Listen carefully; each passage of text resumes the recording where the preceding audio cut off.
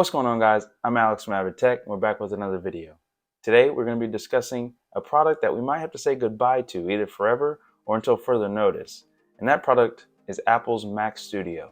Let's get right into it. Now, if you saw my recent video about the Mac Mini, you see that Apple is coming into 2023 with the M2 chips. Now, for the Studio, which was released last March in 2022, came with the M1 Max and M1 Ultra chip. Both held some very powerful specs and a minimal design from the tower look that we've traditionally gotten in the PC. So it was a loved product, and it will be missed if this is the case with Apple Studio. With the all-powerful flagship Mac Pro and the mighty Mac Mini, we may not be seeing the Mac Studio with the M2 chip for this year. Studio was released, as I said, last year in 2022 with the M1 Max chip and the M1 Ultra chip. So two different selections that you could configure on Apple's website if you wanted to buy the Mac Studio, which is basically the PC of everybody's dreams, a minimalist design that you can set on the table and not have to worry about a big tower that goes under the desk or on top of the desk sometimes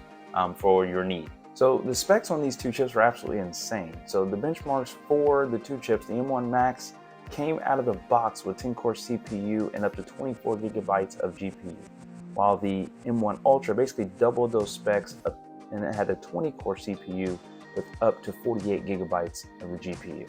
Now, notice I said out of the box. So the M1 Max can actually be configured with a 32-core GPU, while the M1 Ultra takes it basically double again and has up to a 64-core GPU. Now, ever since we got the Mac Mini announcement with the M2 and the M2 Pro chip, it kind of puts the Studio in a weird spot because the M2 Pro chip Mac Mini, actually spec-wise, it's a little bit less impressive with the Studio comparison, but it's around the same price and it comes a little bit more efficiency with the M2 Pro. So it kind of puts the Studio in a weird spot because it's like, well, I can just spend the same amount of money basically and get the Mac Studio in a smaller design with a little bit more efficiency with the M2 Pro chip Mac Mini. So that's what we're going to look at. I don't know where the Mac Studio fits in with that. Also, there's another PC that Apple wants to focus on for 2023, and that is their flagship Mac Pro. Mac Pro features specs that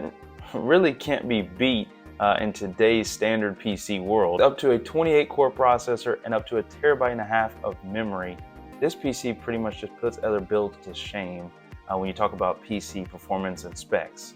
Now, given those specs, it does come with a hefty price tag, as the Mac Pro was released at about $6,000 to start off, and you can always option from there, but that's the rollout price of it. So it's interesting to see what they're going to do with that. I don't know if they're going to introduce a cheaper version of the Mac Pro, which would then basically eliminate the Mac Studio from there, because now you have the Mac Mini M2 Pro chip and this cheaper Mac Pro. I do think Apple's main focus is going to be the Mac Pro and the new Mac Mini, both the M2 and the M2 Pro chips for the year 2023.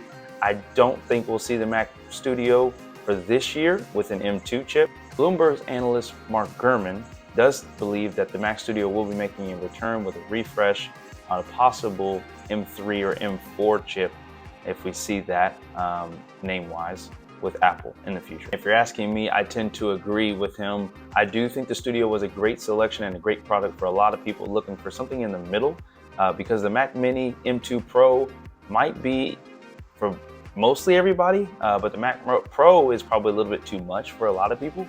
So the Mac Studio kind of just falls right in line, gives you that spec bump, that performance bump from the Mac Mini. It gives you a little bit bigger build.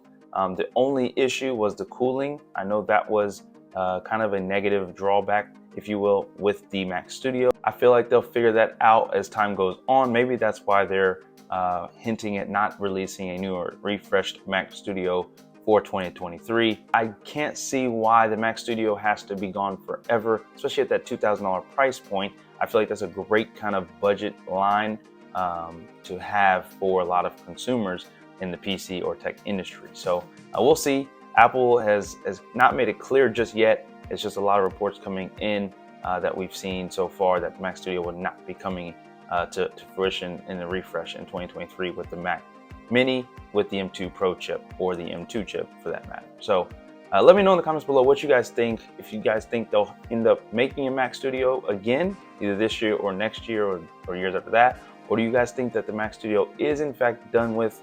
It's going to make a graceful exit from 2022 into 2023. That'll do it for the video, guys. That'll do it. Thank you for making it this far. If you made it this far, I know this is a short video, so thank you again for watching. But make sure you subscribe if you're new here. I upload pretty much weekly to try to get new content out. Let me know in the comments below what content you'd like to see as well. But also give me your thoughts down below about the Mac Studio, about the Mac Mini or the Mac Pro, whatever you guys want to discuss. Ask any questions you may have as well. Otherwise, we'll see you in the next one.